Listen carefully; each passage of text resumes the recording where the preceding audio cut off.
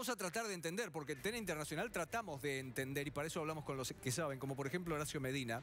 Horacio Medina es un ex gerente general de PDVSA, a quien tengo el gusto de saludar. Señor, gracias por atendernos. Buenas tardes.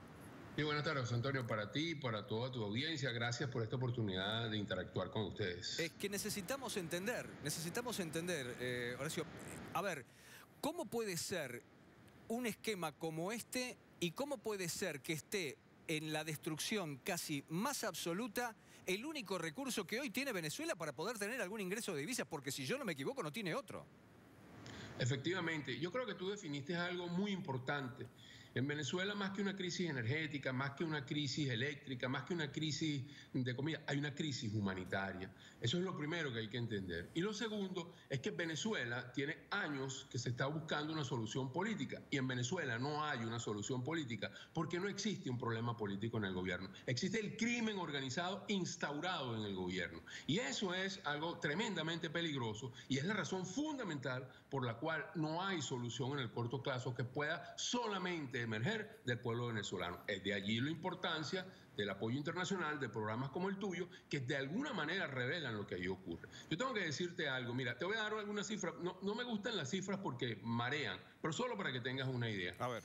En el año 1998, cuando Chávez llega al poder, gana las elecciones en 1998 y asume el 2 de febrero del 99, la producción de Venezuela era 3.450.000 barriles por día, de los cuales 2.850.000 correspondían a la producción propia, del esfuerzo propio de PDVSA. Y lo demás era convenios operativos y los primeros proyectos de la faja que estaban en producción. 2 años luego de eso, en el 2002, cuando ya a punto de salir, habiéndose hecho algunos ajustes de adaptación, habiendo dejado de explorar, habiendo hecho recortes, la producción de Venezuela era 3.250.000 barriles. Hoy en día, la OPEP, acaba de salir el informe ayer en la tarde, a última hora, dice que Venezuela está produciendo 1.240.000 barriles por día. Eso quiere decir que estamos perdiendo más de 2.200.000 barriles por día con relación a lo que teníamos hace 20 años atrás.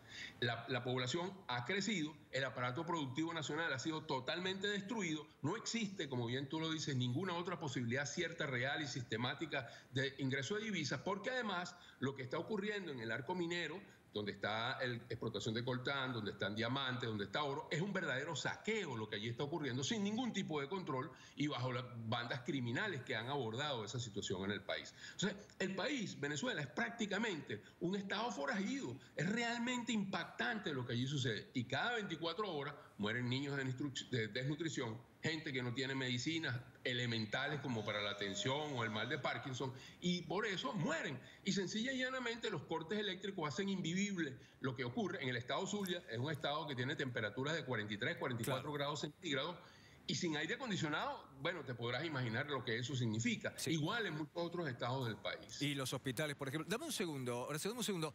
Por favor, quiero recordarles lo que va a pasar dentro de un rato también en Todo Noticias, en TENE Internacional.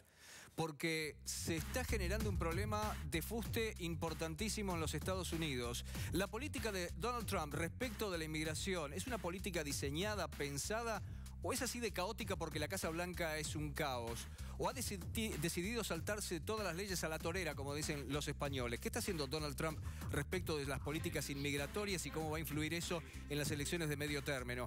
Eso va a ser en un ratito nada más. Perdón por la interrupción, Horacio, pero quería también ir hacia dos frentes conforme el desarrollo de la explicación que estabas dando. El primero de ellos, ¿qué es este precio del combustible? ¿Cómo se puede redireccionar sin generar todavía una crisis muchísimo más grande?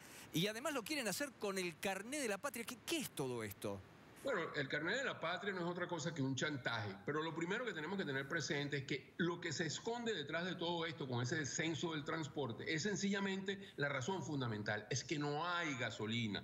Venezuela está importando ya desde hace más de 1 año y medio cantidades cada vez mayores de gasolina de los Estados Unidos para poder abastecer el mercado local, aunque sigue regalándole 25.000 barriles diarios a Cuba, ojo, de gasolina.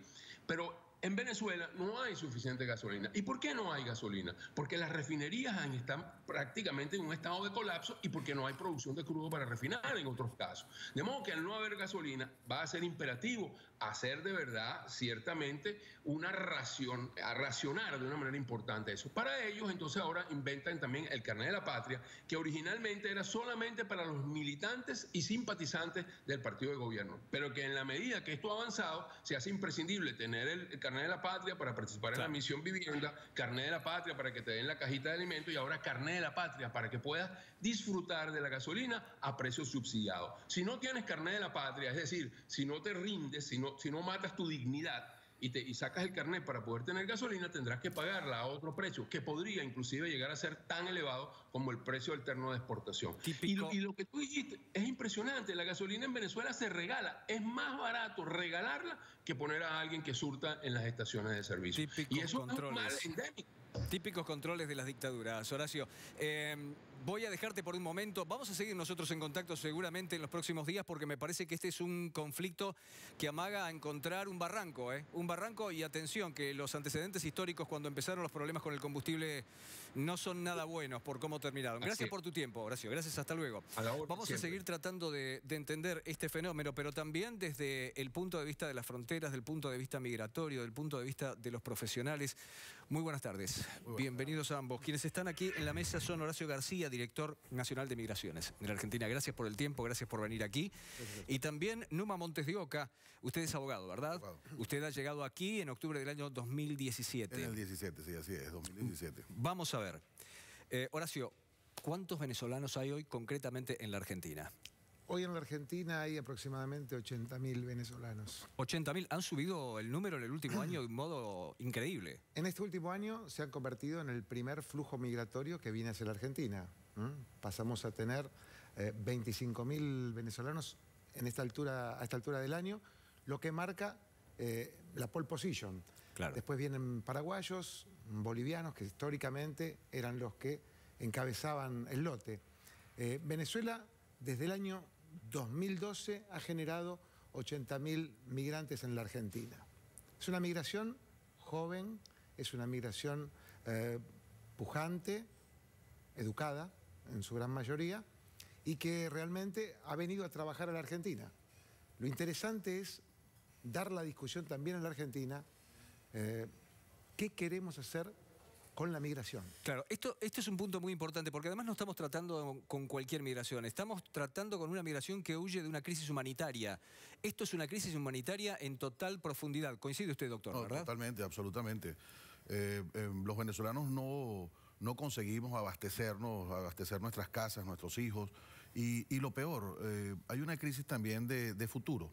Que la crisis humanitaria actual redunda en una crisis de futuro porque los padres no conseguimos una visión clara de cómo van a estar nuestros hijos, si van a poder estudiar, si van a poder sostenerse. Entonces, evidentemente, hacemos lo posible por sacarlos del país para ofrecerles un bienestar. Hay una crisis humanitaria que está repercutiendo en todo el continente, ahora particularmente en la Argentina. Yo supongo que ustedes además trabajan con una previsión de ingresos. ¿A cuánta gente más esperan en los próximos meses? Nosotros, con respecto a la política migratoria, somos fieles cumplidores de la directiva de Rogelio Frigerio. Ser muy amplios con los que vienen a trabajar, producir, estudiar, y ser restrictivos con los que vienen con otros fines. La Argentina está pensando claramente y trabajando en orientar los flujos migratorios hacia los lugares donde la Argentina necesita mano de obra. Porque este es un país que está vacío. Claro. Nosotros hemos radicado en 2 años y medio 530.000 personas.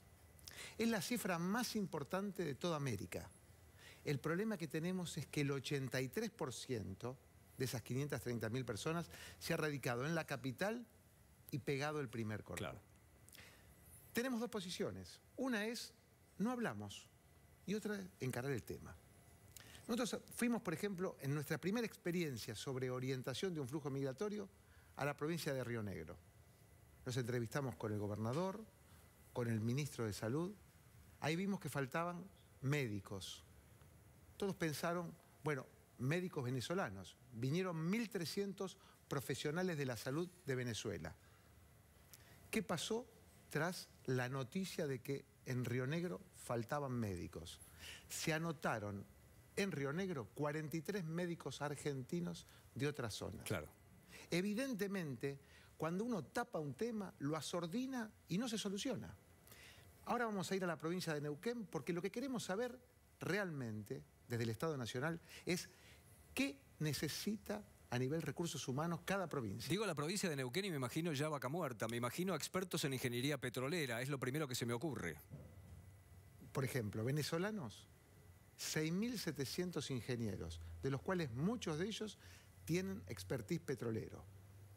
¿No les parece lógico que empecemos a hablar con las provincias a ver si los podemos orientar? Y por supuesto también orientar a nuestros ingenieros. Claro, por supuesto. Porque eso es muy importante. Esto no es una política que choque con los intereses de orientar los flujos migratorios internos.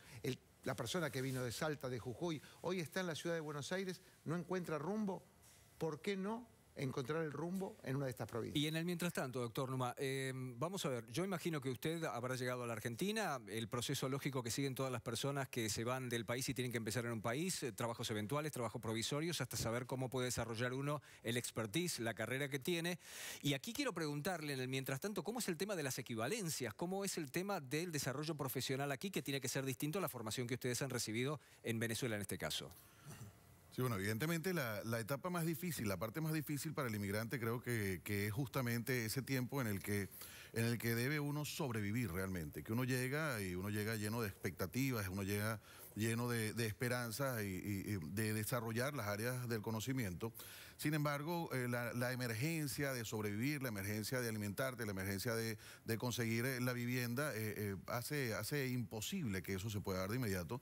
También que debido a la gran cantidad de inmigrantes venezolanos que habemos, el proceso pues tarda un poco en llegar el DNI, todo esto también hay que entender qué pasa, el proceso de convalidación de los antecedentes penales, vamos a llamarlo así. Entonces, claro, todo ese proceso que tiene que atravesar la política del país retarda esa buena labor que viene haciendo justamente la Dirección de Migraciones. Ahora bien, una vez que uno ya ha logrado estar y lo que va realmente a sostenerte son las habilidades ocupacionales que hayas podido tener en algún momento.